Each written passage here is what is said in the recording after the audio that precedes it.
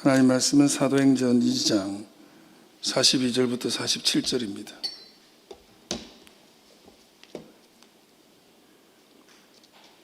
사도행전 2장 42절부터 47절 한 절씩 교독하시겠습니다. 그들이 사도의 가르침을 받아 서로 교제하고 떡을 떼며 오로지 기도하기를 힘쓰니라.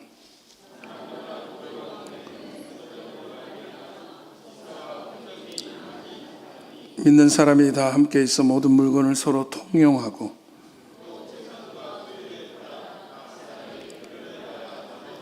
날마다 마음을 같이하여 성전에 모이기를 힘쓰고 집에서 떡을 떼며 기쁨과 순전한 마음으로 음식을 먹고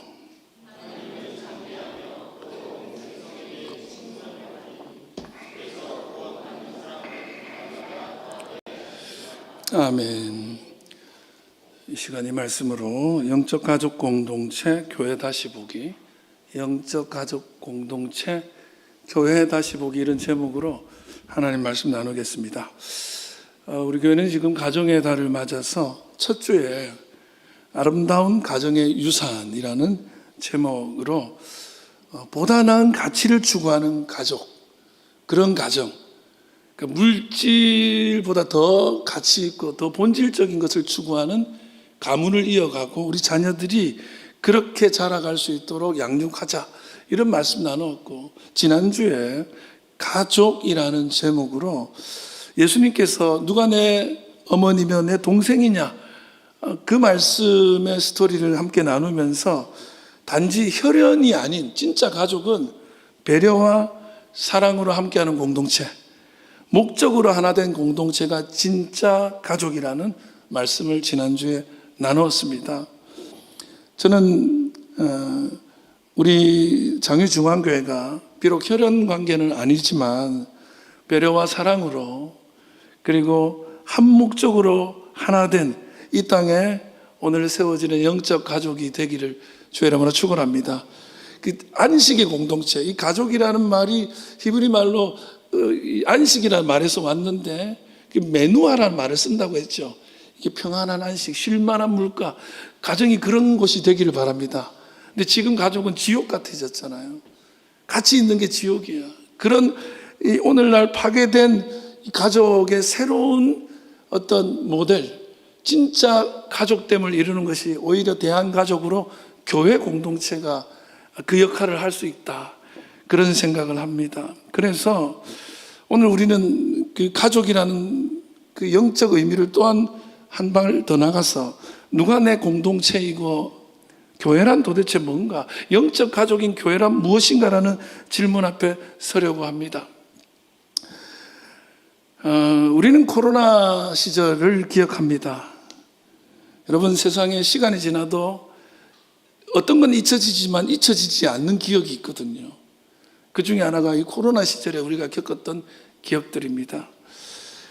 그 시절에 교회에 대해서 우리는 생각하게 됐습니다. 교회는 건물이 아니라 믿는 사람의 모임임을 다시 한번 고백하게 됐죠. 또 어디서 예배하느냐 보다 어떻게 예배하는가가 본질이라는 것을 우리는 깊이 나누게 되었습니다. 덩치 키우는데 혈안이 되었던 교회가 진짜 교회, 이름만 교회가 아니라 진짜 교회, 건강한 교회를 생각하게 되었죠. 비대면 예배를 드리면서 하나님을 대면하는, 사람은 비대면하지만 하나님은 대면하는 예배를 우리는 꿈꾸게 되었고, 신앙이란 것이 무엇인지, 신앙의 본질에 대해서 그 시절에 우리는 보다 깊이 찾아가는 계기가 됐던 시절이 코로나였습니다. 그리고 이 성전의 예배가 회복되었을 때, 이야, 이 성전에서 예배 드리는 게 얼마나 은혜인가 또한 그때 새삼 깨닫게 되었죠. 그리고 오늘 다시 그 질문 앞에 서게 됩니다. 우리는 누구인가? 교회란 뭐냐? 교회가 무엇인가? 그 본질을 다시 묻고, 저는 이 영적 가족 공동체, 가족의 위기 시대에 대한 가족 공동체로서 이 교회가 진정한 안식 공동체, 메누아 공동체, 천국을 보여주는 공동체가 되기를 소원하면서 오늘 말씀을 나누길 원합니다. 제가 지난주에 그런 얘기했어요. 가정이라는 건 천국의 그림자다. 가정을 통해서 천국을 경험하는 거예요. 그런데 가정이 천국의 그림자라면 교회는 천국의 모형이에요. 천국은 어떤 곳이야? 그러면 교회 같은 곳이야. 이렇게 얘기하는 거예요. 여러분, 교회가 천국 같습니까? 실은 천국의 모형이고 모델인데 사실 교회가 그러냐는 거예요. 교회가 아픔이죠. 교회 때문에 상처받은 사람이 얼마나 많습니까? 그래서 교회를 떠난 사람들 중에 교회는 안 나가는데 나는 크리스찬이다 하는 사람들, 가난한 교인들, 안 나가 교인이잖아, 거꾸로 하면. 예? 그리고는 어떤 이들은 이 교회 저 교회 떠돕니다. 교회 상처받고. 교회 때문에 오히려 더 외로움이 가중되는 그런 경험을 하면서 교회가 천국이 맞나? 이런 천국이면 안 갈래 하는 느낌 우리가 가지는 사람들이 많죠. 저는 이러한 교회의 깨짐, 교회의 어두운 모습을 딛고 다시 교회의 본질을 회복하고 정말 천국의 모형으로서는 우리 교회가 되길 바랍니다. 실은 교회라는 이름만 붙인다고 다 교회는 아니에요. 기독교 역사에서 엄청나게 많은 종파와 교단이 있습니다. 우리가 크게는 천주교회, 서양 종교죠. 바티칸을 위시로 한 천주교회가 있고 동방정교회라고 또 있습니다. 그리고 개신교회가 있고 개신교회 하는 장로교, 또 성결교, 감리교, 순복음, 루터교, 교단이 너무 많습니다. 장로교 안에도 수많은 교단이 있죠. 예장통합측, 합동측, 호신측, 우리 기장교단 많습니다. 이렇게 많은 교단이 있는 이유가 뭡니까? 교회의 다양성 때문이죠. 교회의 다양성. 그런데 교회가 다양한 모습으로 존재할 수 있다는 것 때문에 교회라는 이름만 붙이면 교회인 줄로 또 착각해요. 그래서 아시다시피 교회사에 수많은 이단과 사이비가 있습니다. 그 이단과 사이비들이 전부 교회 붙여요. 안상홍 증회라고 있었죠. 안증회. 그것이 이름이 바뀌어서 지금 하나님의 교회 그럽니다. 교회. 신천지도 교회 그럽니다. 예. 교회라고 이름 붙이면 다 교회인가? 아니라는 거죠. 진짜 교회가 있어요. 천국의 모형으로서 이 땅에 그리스도의 몸으로 서 있는 교회. 오늘 그 교회를 우리는 꿈꾸면서 어떤 모습의 교회가 진짜인가를 나누려고 합니다. 그 첫 번째는 교회는 예수 그리스도가 선포되는 공동체가 교회입니다. 이건 너무 당연한 얘기지만 너무 중요한 겁니다. 교회는 예수 그리스도가 있어야 교회예요. 예수 빠진 교회는 교회가 아닙니다. 교회 아닌 교회일 뿐인 거죠. 42절 읽어볼까요? 시작. 그들이 사도의 가르침을 받아 서로 교제하고 떡을 떼며 오로지 기도하기를 힘쓰니라 그랬어요. 초대교회의 시작은 어떻게 됐냐? 사도의 가르침을 받고 시작했다는 거예요. 사도의 가르침으로 교회가 시작됩니다. 그래서 여러분 교회에서는 목회자에게 복음에 대한 가르침을 받아야 돼요. 교회는 뭐냐? 사도들이 선포하는 거예요. 가르치는 거예요. 그거로부터 시작을 했는데 역시 중요한 게 질문이 뭐냐면 도대체 그 사도들이 뭘 가르쳤냐는 거예요. 근데 이게 우리가 이 말씀 많이 보기 때문에 그냥 쓱 받아들이지만 이게 원어를 보게 되면 뭔가 깨닫게 되는 게 하나 있어요. 그게 뭐냐면 이 사도라는 말 있죠. 아포스톨로스거든요. 그냥 사도라는 뜻이에요. 우리가 쓰는 보냄받은 자 이런 뜻이기도 하고요. 그런데 원어에는 아포스톨론이라는 복수형이 되어 있어요. 단수가 아니야. 복수형이라는 건 무슨 얘기예요? 사도들이란 뜻이에요. 사도들. 그리고 사도들의 가르침이라고 했죠. 이 가르침은 헬라어로 디다케예요. 이건 단수로 되어 있어요. 디다케이. 이게 무슨 얘기예요? 사도들이 정확히 번역하면 이렇게 되는 거예요. 여러 사도들에게 하나의 가르침을 받아 이렇게 번역하는 거예요. 이게 무슨 뜻이냐면 사도들은 여러 명이잖아요. 한 명이 아니잖아요.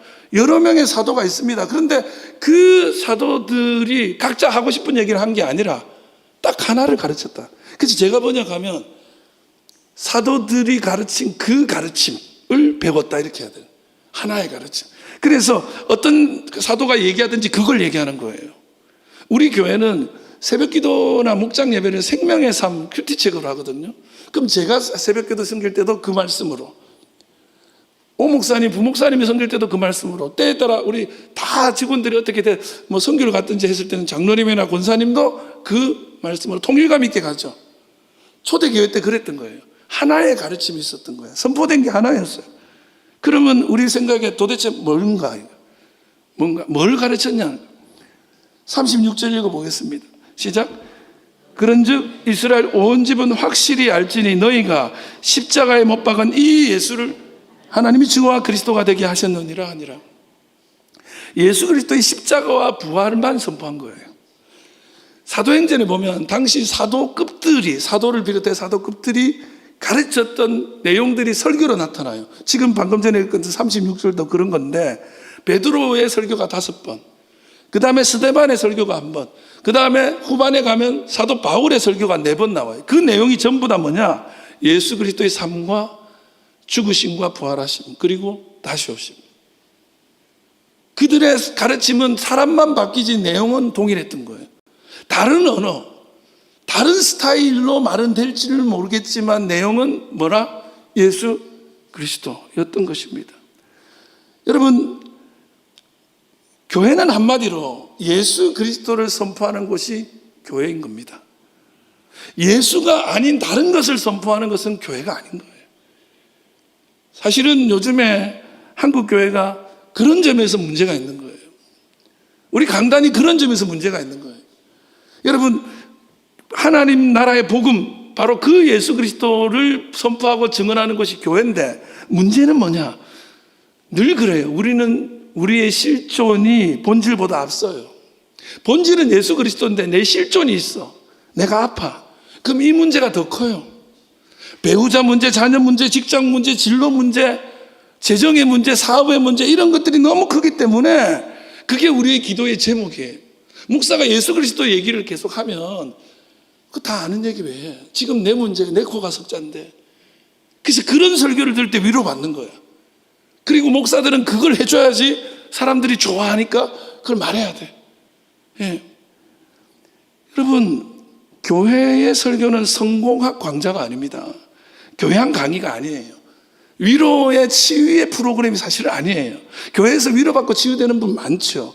그러나 교회는 예수 그리스도 만나는 곳이에요. 만약에 치유를 원하시면 김창옥이 김해 해관에서 강의한데 그리 가요. 거기가 더 치유가 돼. 정신과 의사한테 상담받는 게 더 나아요. 교회에서는 본질은 뭐냐? 예수 그리스도인 거예요. 목사의 어떤 정치적 견해를 마치 하나님의 말씀인 양 선포합니다. 코미디 잔치를 벌려요. 그래야 훌륭한 목사, 재밌는 목사, 설교 잘하는 목사가 됩니다. 그거에 맞춰서 하다 보니까 예수는 없고 기독교만 남은 거예요. 거기다 심지어 예수 자리에 자기를 끼워 넣는 거예요. 예수님이 아니라 자기를 선포하는 거예요. 기도를 해도 자기 정치적 성향을 막 기도하는 거예요. 예수님이 빠져 있어요. 여러분, 그런 교회는 사실상 교회됨을 상실한 교회예요. 진짜 교회는 예수 그리스도가 선포되는 거예요. 내가 원하는 내 위로보다 더 중요한 거는 예수 그리스도다. 기리성 교수님이, 비교 종교학자죠? 그런 말씀하셨어요. 제도 종교의 시대는 막을 내렸다. 이제는 종교에서 영성으로 가야 된다. 무슨 말이냐면 서구 사회에 예배당이 텅텅 빈대잖아요. 예배당은 큰데 교인이 없어요. 그 뭐냐? 교회에서 예수가 아니라 기독교라는 제도만 남아있기 때문에 그 제도에 적응을 못하고 떠나는 거예요. 교회 갔더니 종교 의식은 만나는데 예수는 못 만나는 거예요. 그럼 예수는 없고 기독교만 있으니까 텅텅 비는 거죠. 오늘 이 시대의 교회 강단, 제가 참 죄송하지만 정치 집단의 유세장 같은 곳도 있어요. 예. 여러분, 차라리 그 당을 가세요. 예배당에서 그러면 안 되는 거예요. 그런 거 해주는 목사가 좋다고 또 찾아다녀요. 우리 교회는 그런 거 안 하니까 가세요. 목사가 자기 교회 온 사람 보고 가라는 사람 잘 없지만 저는 가라고 하겠어요. 저는 그렇게 못해요. 예. 여러분, 왜 교회가 지탄받냐? 좋은 프로그램이 없어서인가요? 착한 일 안 해서인가요? 아닙니다. 복음이 없기 때문이에요. 예수가 없기 때문이에요. 교회에서 그거를 빼고 나면 더 이상 교회가 아닙니다. 더 좋은 데가 많아요. 사도들은 기독교 윤리를 먼저 가르치지 않았어요. 기독교 윤리 중요합니다. 제가 신약학을 전공했지만 윤리에 대한 관심이 엄청 많아서 논문을 많이 썼어요. 기독교 윤리. 예수되면 뭔가를 집중했기 때문에. 그럼에도 불구하고 사도들이 죄와 허물 가운데 죽을 수밖에 없는 우리를 십자가에 달리셔서 구원하신 그 예수님을 선포하는 것을 더 우선으로 생각했던 겁니다. 여러분, 윤리가 중요하지 않은 것이 아니에요. 그러나 복음의 비밀이 더 중요하기 때문에, 예수님이 더 중요하기 때문에. 교회에서 고리타분하게 예수 얘기하냐고, 그럼 저는 말해요. 예수 얘기하고 뭐 얘기하냐고. 십자가 말하지 않고 뭐 말하냐고. 예수입니다. 만약에 제가 여러분에게 복음은 말하지 않고 윤리적인 삶을 가르치면 좋은 설교를 할 수 있어요. 제가 그랬죠. 여러분, 변화된 삶을 살려면 죄짓지 말고 착한 일 하면서 삽시다. 와, 우리 목사님 참 들을 만하셨다. 그럴 수 있죠. 그러나 이 가르침은 우리 삶을 변화시킬 수 없습니다. 여러분, 죄책감만 증가될 뿐이에요. 우리가 우리를 변화시킬 수 있다고요? 여러분 알잖아요. 우리 안 변해요. 우리는 구원받을 사람이지 내가 구원을 이룰 수 있는 사람이 아니에요. 그건 다른 종교예요. 예레미야 13장 23절 현대인의 성경에 이렇게 말합니다. 이디오피아 사람이 그 피부 색깔을 바꿀 수 있으며 표범이 그 반점을 없앨 수 있느냐? 만일 그렇게 할 수 있다면 악을 행하는 데 익숙한 너희도 선을 행할 수 있을 것이다. 무슨 말이에요? 이디오피아 사람, 아프리카 사람 피부 색깔이 검잖아요. 그 검은 피부를 가진 사람이 흰색이 되냐는 거예요. 자기가 바꿀 수 있어요? 못 바꿉니다. 표범이 자기 반점을 없앨 수 있습니까? 못합니다. 그거 할 수 있으면 당신도 선한 일을 할 수 있다는 거예요. 우리가 우리 선을 이룰 수가 없어요. 구원은 내가 이루는 것이 아니라 구원 받는 거예요. 예수 그리스도로 말미암아. 그래서 교회가 이게 빠지면 더 이상 능력을 나타낼 수 없어요. 그저 단지 이름뿐인 거예요. 그냥 어떤 사교 집단일 뿐인 거예요.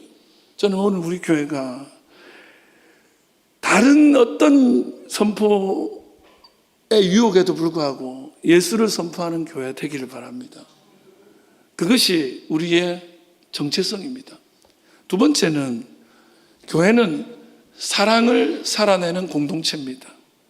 교회는 사랑을 살아내는 공동체. 그 십자가예요.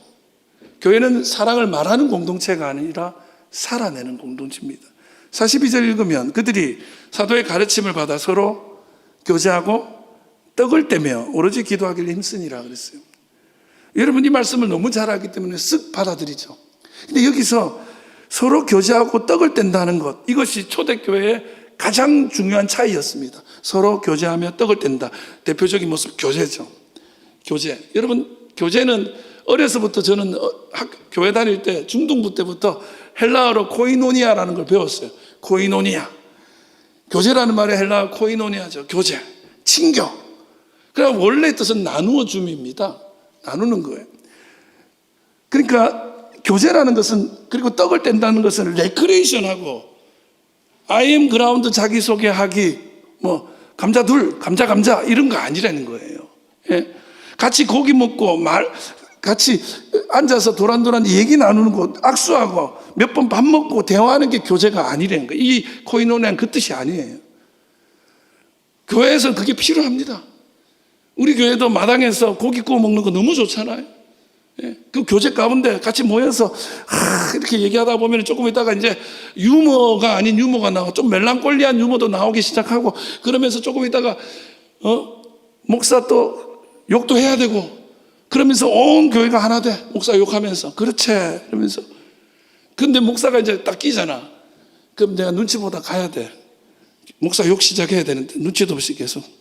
제가 갈 때쯤 시점 되고 나면 이제 그다음부터 욕하는 거 제가 다 알아요. CCTV 달아놨다. 그러니까 농담이고요. 그 모습이 좋지요. 그러나 성경이 얘기하는 교제는 그게 아니에요. 그렇게 한다고 우리가 좀 친교했다고 하나 됐습니다 아니라는 거예요. 여기서 말하는 코이노니아는 단지 친해졌다는 뜻이 아니라 연합이거든요. 연합은 뭐냐면 종이와 종이를 풀러붙이는 거야. 붙으면 안 떨어져요. 마치 청춘 남녀가 남남으로 살다가 결혼해가지고 한 가족 되는 거예요. 한 집에서 같이 사는 거예요. 그 다음부터는 하나가 돼. 그게 친교, 교제예요. 코이노니아. 여러분, 성경에 이 친교의 모습이 뭔지를 만약에 우리가 I am 그라운드 자기소개하기가 친교라면 이럴 수는 없는 거예요. 44절부터 나오는 걸 봅시다. 46절까지 시작. 믿는 사람이 다 함께 있어 모든 물건을 서로 통용하고 또 재산과 소유를 팔아 각 사람의 필요를 따라 나눠주며 날마다 마음을 같이하여 성전에 모이기를 힘쓰고 집에서 떡을 떼며 기쁨과 순전한 마음으로 음식을 먹고. 여러분 보세요.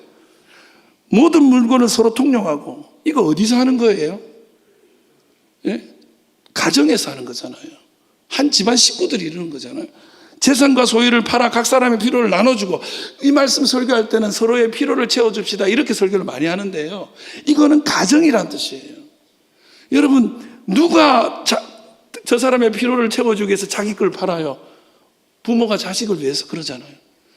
우리 부모님이 아프면 자식들이 찾아가서 그렇게 하는 거잖아요. 진짜 가족은 그런 거거든요. 그래서 날마다 마음을 같이해서 어디를 갔더라도 다시 모여드는 것이 가족이잖아요. 그래서 가정에 모여서 그것이 거룩한 성전이 되게 하는 매노아의 가정이 되는 거잖아요. 그래서 집에서 떡을 떼며 기쁨과 순전한 마음으로 음식을 먹는 거예요. 그냥 가족인 거예요. 근데 요즘에는 혈연도 이렇게 안 해요. 못 나눠주죠. 그래서 교회야말로, 초대교회야말로 진짜 가족됨을 이루어가기 시작한 모습이었던 거예요. 자기 것을 내주고 서로 통용하는 거예요. 근데 여기서 어떻게 하면 이렇게 이들처럼 할 수 있느냐, 우리가 어떻게 하면 진짜 이런 가족이 될 수 있느냐는 거예요. 여기 뭐냐면 떡을 떼며라는 말이 핵심어예요. 이게 초대교회의 상징인데요, 이거는 성찬을 말하는 겁니다. 그냥 빵 뜯어 먹는 게 아니야. 성찬식을 했다는 거예요. 초대교회는 성찬을 하며 코이노니아, 즉 교제를 했던 거예요. 서로 하나됨을 이루고 서로의 삶에 참여하는 거예요. 그래서 한 가족인 공동체를 만드는 거였어요. 여러분, 성찬식이 뭐죠? 성찬이 뭡니까? 예수님께서 잡히시기 전날 밤에 제자들과 나눴던 그 최후의 망찬을 우리가, 예수님이 그러죠. 너희도 이것을 행하여 나를 기념하라. 그것 기억하면서 그걸 행하는 게 성찬식이죠. 초대교회는 이 말씀을 그대로 붙잡고 예배 때마다 성찬식을 합니다. 그래서 초대교회는 예배가 성찬식이고 성찬식이 예배였어요. 우리는 어쩌다가 한번 절기 때 한 번씩 하지만 매번 모일 때마다 성찬식을 합니다. 그런데 여러분, 진짜 성찬식의 의미가 뭔지 아십니까? 예수님께서 이것을 행하여 나를 기념하라, 기억하라 하셨어요. 아남니세스라고, 기억해라 할 때 이것이 있어. 그게 뭘까요? 이것을 행하라고 할 때 이것이 뭘까요? 우리는 그 성찬 예식이라고 생각하고 그걸 하거든요. 그래서 우리는 성찬식 할 때 예수님 이거 하라 했으니까 한다 이러죠. 근데 예수님이 말하는 이거는 그게 아니에요. 예수님께서 성찬식 할 때 어떻게 하셨죠? 빵을 주면서, 떡을 떼어주면서 이것은 너희를 위하는 내 몸이다 하는 거예요. 포도주를 주시면서 이것은 너희를 위하여 흘리는 언약의 피다, 내 피다. 이걸 주면서 너희도 이것을 행하라 그랬어요. 무슨 말인 줄 아세요? 성찬 예식, 리추얼을, 의식을 하라는 뜻이 아니라 내가 너희들을 살리기 위해서 내 몸을 찢어주듯이 너희들도 너의 몸을 찢어주라는 거예요. 내가 너희를 위해서 내 피를 흘려서 너희를 살리듯이 너희도 누군가를 살리기 위해서 너의 피를 흘리라는 거예요. 초대교회는 이걸 예식으로 하지 않았어요. 예수님처럼 야, 우리도 피 흘리러 가자, 우리도 몸을 찢으러 가자 이러면서 하는 거예요. 그래서 서로의 집에 있는 거 다 내놓을 수 있는 거예요. 왜? 그게 내 몸이니까. 내가 할 수 있는 게 그거밖에 없으면 그거라도 내놔야지. 여러분, 뭡니까? 몸을 찢고 피를 흘리는 거 뭐예요? 십자가입니다. 신앙인은 십자가로 사는 거예요.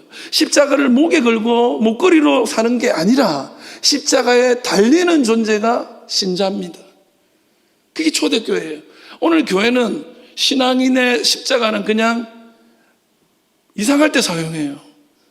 무슨 무서울 때 예수 이름으로 물러가라 이런 거. 십자가는 무슨 부적 같은 게 돼버렸어요. 십자가는 액세서리가 됐어요. 그러나 십자가는 내 삶이어야 되는 거예요. 자기 십자가를 진다는 얘기는 너 거기 달리라는 소리예요. 여러분, 예수님이 가시는 길이 있었어요. 길 밖에서 바디메오 같은 사람들이 박수 치면서 예수님 응원하는 거, 그게 신앙인입니까? 예수님 고맙습니다, 감사합니다, 잘 가고 계시네, 십자가에 달려서 나 좀 살려주세요 하는 게 신앙인입니까? 아니에요. 같이 그 길에 올라가서 그 십자가의 길을 가시는 예수님과 함께 걸어가는 게 신앙인인 거예요. 십자가는 내 액세서리가 아니고 내 죽을 자리인 거예요. 그 십자가가 뭡니까? 빌립보서 1장 9절 같이 시작. 내가 기도하노라 너희 사랑을 지식과 모든 청명으로 점점 더 풍성하게. 사도 바울이 그 십자가의 다른 버전의 말을 합니다. 사랑이라고 말합니다. 사랑, 아가페 사랑, 그 사랑으로 다 주노라. 교회는 사랑으로 든든히 서가는 공동체, 십자가 사랑으로 자기를 희생하는 공동체가 교회인 거예요. 십자가는 사랑이고 사랑은 십자가입니다. 구체적인 거죠. 그래서 웨인 코데이로라는 사람이 이런 얘기를 했어요. 세상을 가슴뛰게 할 교회라는 책이 있어요. 그 부제가 뭐냐면 사랑받는 교회의 12가지 특징이 있어요. 그 중에 한가운데 딱 있는 게 뭐냐, 처음부터 끝까지 사랑만 있는 교회. 처음부터 끝까지 사랑만 있는 거예요. 여러분, 우리 교회가 땅 없어도 돼요. 우리 교회 땅 지켰지만 땅 없어도 돼요. 교회 흔적만 남아도 돼요. 사랑이 남아있으면 됩니다. 그게 세상을 가슴 뛰게 하는 겁니다. 고린도전서 13장 1절 사랑장에 이런 말씀이 나오죠. 내가 사람의 방언과 천사의 말을 할지라도 뭐죠?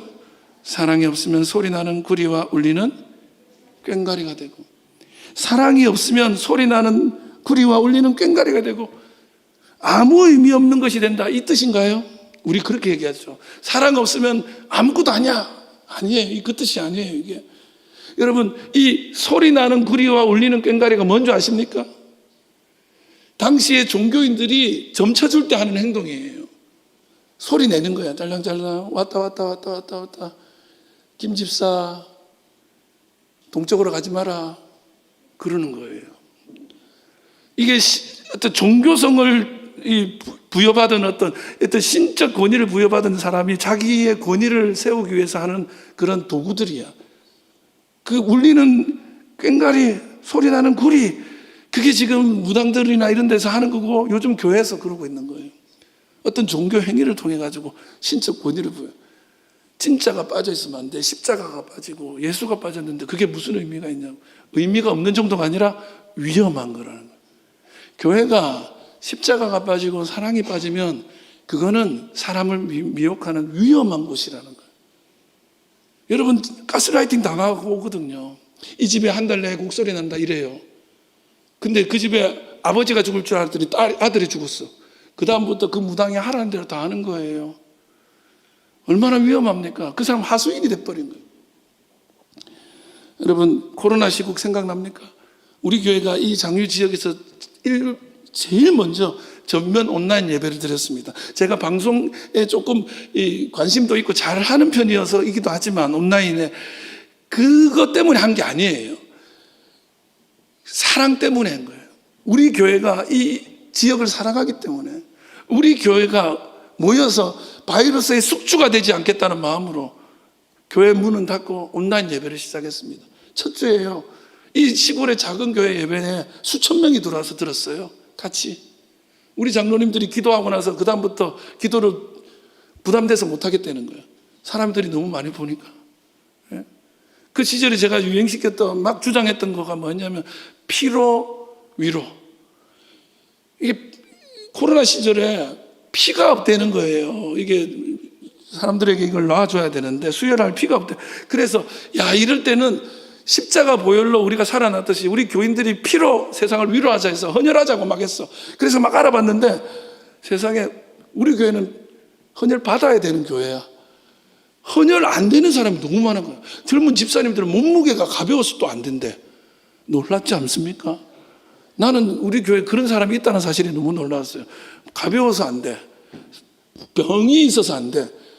그래가지고 저는 꿈꿨거든요. 우리 예배당 앞에 헌혈차가 탁 와가지고 우리가 피로 위로하자.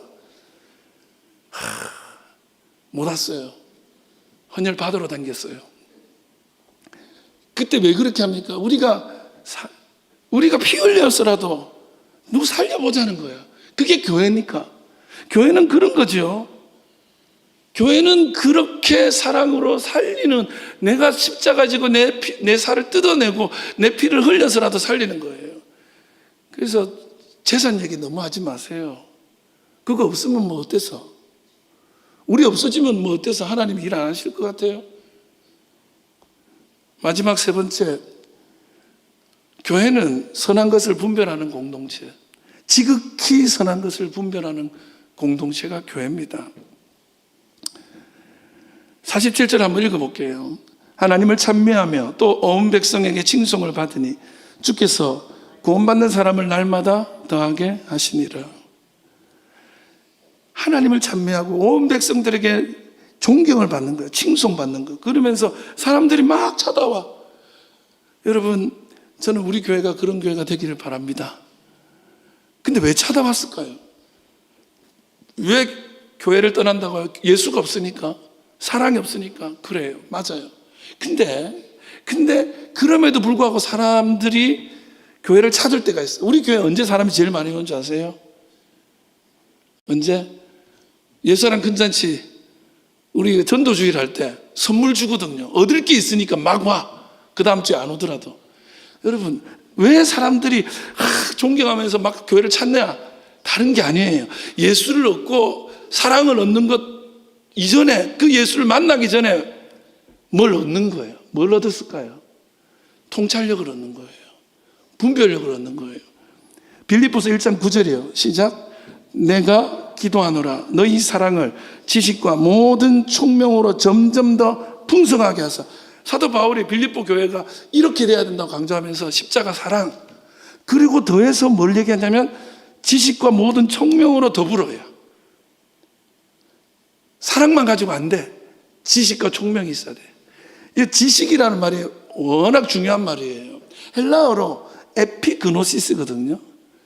그냥 그노시스라는 말이 있어요. 그게 지식이야. 근데 에피는 위라는 뜻이야. 그러니까 지식 위의 지식, 보다 깊은 지식, 영적 지식을 말할 때 에피그노시스라. 그러니까 그냥 지식이 아니야. 여러분, 사람들이 얼마나 똑똑한데요. 세상 이야기 다 알아요. 시세 돌아가는 거 다 알아요.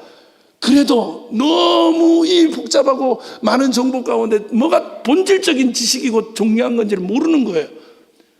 그러면서 여기서 말하는 뭐죠? 총명. 이거는 우리말로 그냥 쉽게 통찰력, 인사이트. 그걸 꿰뚫어 보는 눈이 없는 거예요. 껍데기만 보이는 거예요. 도대체 저게 맞는지 틀렸는지를 겉으로 봐서는 모르겠어요. 근데 교회에서는 그거를 제공해 주는 거예요. 그거를 얻을 수 있어서 교회에 오는 거예요. 왠지 아세요? 이 사도 바울이, 이 사도행전이 쓰여진 시절이 로마 시대잖아요. 세계가 로마화되고 있어요. 로마라는 선진 문물이 저 이스라엘 시골 나라까지 막 밀려 들어와요. 그 사람들이 세계관이 그래. 성공하는 게 1등이야. 돈이 최고야. 전쟁에서 이겨서 땅을 빼앗아 와서 내가 부자 되는 게 최고라는 윤리가 막 퍼져나가는데, 야, 나도 이렇게 살아야 되나 싶은 거. 우리 자식들이 종교 버리고 우리 다 가는 거예요. 이렇게 사는 게 맞나? 너무 혼탁한 거예요. 우리가 지금 그렇잖아요.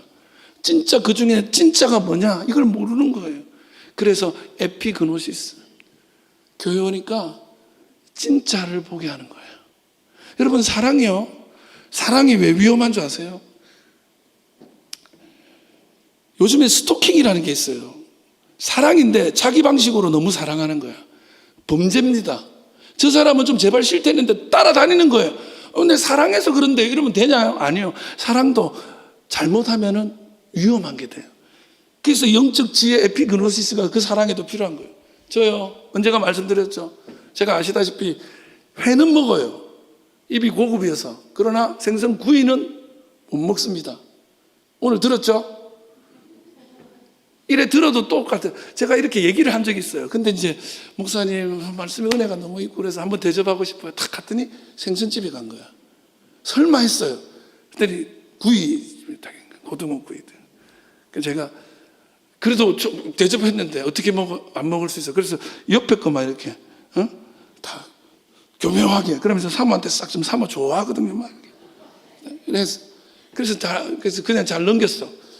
근데 한 3달인가 넉 달 뒤에 이제 제가 사실은 그분한테 제가 생선구이 못 먹는다고, 탕하고 이거 못 먹는다고 말해줘라. 알게 됐어요, 이분이. 내가 알기로 알았어. 근데 넉 달 뒤에 대접하고 싶다는 거야. 아, 이번에는 좋은 거 먹겠구나. 내 좋아하는 거, 라면 같은 거 먹지. 갔는데 또 생선집에 간 거야. 설마 또 그게 나온 거야. 와,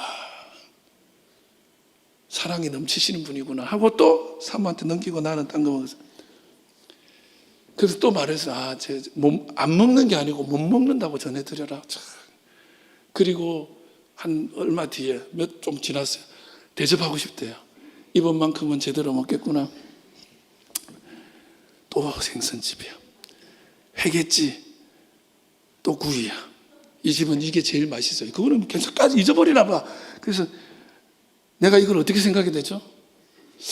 이거를 먹이고야 말겠다는 사명감을 받으셨나? 그러니까 사랑해서 그런 건 내가 알거든요. 사랑인데 받는 사람, 그분의 입장도 고려해야죠. 사랑도 주는 사람의 방식이 아니라 받는 사람이 사랑으로 느끼게 해야지. 그 잘못하면 스토킹 되는 거예요. 그래서 에피그노시스가 필요한 거예요. 그냥 지식으로 끝나는 게 아니야. 더 깊은 지식이 필요해. 교회가 사랑한다 그러면서 하는 행동들요, 세상 사람들은요 그게 싫대. 그거 하지 말라는 거야. 예, 분별력을 가져야 돼요. 저는 우리 교회에서 예수를 만나고 사랑을 살고 영적 깊은 지혜를 얻게 되길 바라요. 제가 하는 일이 그 일이에요. 여러분에게 분별력을 가지게 하는 거, 통찰력 가지게 하는 거, 그게 기도입니다. 여러분, 빌립보서 1장 10절을 보십시오. 너희로 지극히 선한 것을 분별하며 또 진실하여 허물 없이 그리스도의 날까지 이르고, 진실 없이 허물 없이 그리스도의 날까지 이르기 위해서 지극히 선한 것을 분별해야 되는 거예요. 그게 그리스의 철학자들이 지극히 선한 건 이런 거야, 지극히 선한 건 이런 거야 하고 자기들 주장을 내세웠는데, 그거를 사도 바울이 딱 그대로 사용하면서 지극히 선한 건 하나님의 뜻이야, 그걸 분별하고 살아, 이걸 가르쳐줘요. 네가 원해서 하는 게 아니라 하나님이 원하는 걸 해. 근데 문제는 뭐죠? 하나님의 뜻을 뭔지 모르겠는 거예요. 그래서 교회에서 그걸 듣는 거예요. 저는 여러분이 하나님의 뜻을 분별할 수 있는 분별력이 생기길 바라요. 이런 게 있었어요. G.O.D의 노래, G.O.D. 옛날에 아주 그냥 그 아이돌 가수 중에 G.O.D라고 있습니다. 근데 그걸 G.O.D라고 가시라고 해요. 자기들 이름이 하나님이라고 했네. 이래서 제가 오해도 했는데, 그냥 G.O.D라는 가수가 있어요. 유명했어요. 이분들의 노래 중에 어머니께라는 게 있어. 어머니께. 그 내용 그래. 어려서부터 우리 집은 가난했었고 남들 당하는 외식 몇 번 한 적이 없었고, 하여튼 이런 거야. 랩인데 잘 못하겠어요. 그런 거야. 근데 이 가사를 제가 다 들은 게 어제 처음이야. 근데 이게 너무 슬픈 노래더라고요. 그 어머니하고 고생 끝에 가게를 하나 차렸는데, 그거 너무 기뻐가지고 축하하면서 엄마 고생하고 자기도 고생해서 가게 차렸는데 가족들 모아놓고 잔치를 한 거야. 근데 어머니가 싹 주무시는 거야. 그렇게 주무시더니 안 일어나더니 영 돌아가셨다는 거야. 그 어머니가 돌아가신 그 영정을 보면서 지은 노래인 거야. 그러면서 이 가사가 그래. 어려서부터 우리 집은 가난했었고 남들 다 하는 외식 몇 번 한 적이 없었고, 일터에 나가신 어머니 집에 없으면 언제나 혼자 끓여 먹었던 라면, 그러다 라면 너무 지겨워서 맛있는 것 좀 먹자고 되들었었어. 그러자 어머니는 마지못해 꺼내신 숨겨두신 비상금으로 시켜주신 짜장면 하나에 너무나 행복했었어. 하지만 어머님은 왠지 드시질 않았어. 어머님은 짜장면이 싫다고 하셨어. 어머님은 짜장면이 싫다고 하셨어. 야이야이야. 이렇게 이 노래가 이래. 어머님은 짜장면이 싫다. 이 부분만 우리가 알아. 어머님은 짜장면이 싫다고 하셨어. 엄마가 그게 싫어하는 줄 알았던 거죠. 사실은 어머니가 희생하고 있었던 거죠. 자식들 먹으라고 내가 안 먹은 거죠. 어머님은 짜장면이 싫다고 하셨어라고 써져 있으면 그냥 그런 줄 아는 게 멍청한 거죠. 근데 성경에 어머니는 짜장면이 싫다고 하셔서 얼마나 많은지 몰라요. 근데 그거 들고 어머님은 짜장면이 싫다고 했으니까 안 먹나 봐, 나만 먹어야지. 성경을 그렇게 보니까 엉터리가 되는 거예요. 성경이 어떤 게 있는 줄 아세요? 하나님이 예레미야한테 불러놓고 나 이 백성은 지긋지긋하니까 나 이들 위해서 기도도 하지 마라. 내 앞에 오지도 마라. 이들 문제 가지고는. 하나님이 그래요. 야, 하나님이 그렇게 말씀하셨으니까, 어머님은 짜장면이 싫다고 하셨으니까 나 혼자 짜장면 먹어야지 하고 하나님께 기도 안 해야 돼요? 예레미야 울면서 기도하는 거예요. 그래도 좀 봐주십시오. 예? 그래서 좀 정신 차리게 좀 봐주십시오. 그 말, 어머님은 짜장면이 싫다고 하셔서 말 뒤에 있는 진짜를 알아들어야 되는데 그거 가지고 싸우는 거예요. 그거 가지고 내가 옳고 네가 틀렸다고 하는 거예요. 예. 초대교회 유명한 사건이 있었습니다. 교회사에 1453년 15세기죠. 콘스탄티노플의 황당하고도 유명한 논쟁이 하나 있습니다. 세례를 베풀려고 떠나왔던 성수가 있어요. 근데 그 성수에 그만 파리가 빠진 거예요. 그래서 파리 논쟁이 생겼어요. 사실 별일 아니죠. 그 파리 빼내고 샘을 뜨면 돼요. 맞죠? 근데 그걸 가지고 편이 갈라져서 논쟁이 붙었어요. 한쪽에선 파리 때문에 성수가 오염됐다고 주장하는 성수 오염파가 있어. 더러운 것이 들어갔기 때문에 이 성수는 더러워졌다. 근데 그게 말이 되냐고. 어떻게 거룩한 성수가 더러움이 접촉됐다고 오염될 수 있냐? 오히려 파리가 성화됐다. 파리 성화파가 있는 거예요. 이 둘이 끝도 없이 싸워서 교단이 나눠집니다. 그리고 기독교가 힘을 잃고 그렇게 싸우고 있을 때 회교에서 침공을 해서 예루살렘 뺏기는 거예요. 그렇게 되는 거예요. 그게 뭡니까? 그냥 마치아라 하고 성수 버리고 우리 할머니 권사님 한 분하고 딱 이거 하이소 하면 되는 거야. 근데 성수가 오염됐다. 여러분, 예수님이 더러운 사람 만지면 오염됩니까? 예수님을 일부러 접촉을 하러 다니셨잖아요. 유대교인들은 접촉하면 더러워진다고 접촉 안 했거든요. 근데 예수님 만져. 그 별거 아닌 논쟁을, 그 주제를 가지고 논쟁하다가 나라도 잃고 다 잃는 거예요. 지금요, 카톡방에, 장로님들, 목사님들은 카톡방에 낙인이라는 영화 막 돌리는 사람들이 있어요. 옛날에 돌리는 또 돌려. 그 다 나오세요. 그것도 카톡방. 장로님들. 그런데 들어가 있지 마요. 권사님들 다 나와. 이 낙인이라는 영화가 뭐냐? 이게 중국에서 기독교인이 박해받는 이야기라고 퍼뜨려요. 근데 그게 아니고 양향빈이라는 여자 얘기인데 이 여자가 누구냐면 자기가 그리스도라는 사람이야. 재림주라는 거야. 그러면서 이름이 옛날 이름이 동방번개예요.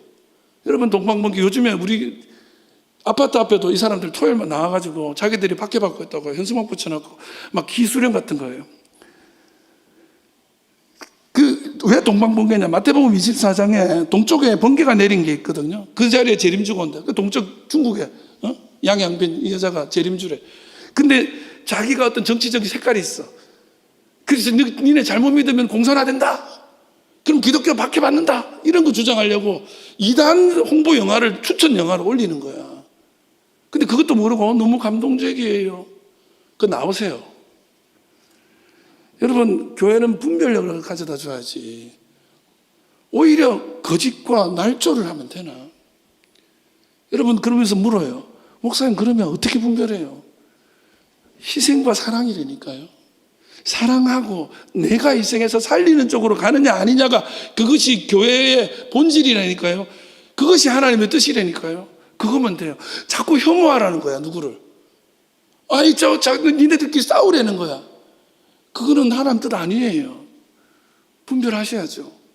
저는 우리 교회가 이 땅에 영원한 그리스도의 몸된 이 땅의 교회로서 천국의 모형으로서 할 일을 보여줄 수 있는 바로 그 교회가 되기를 주님의 이름으로 축원합니다.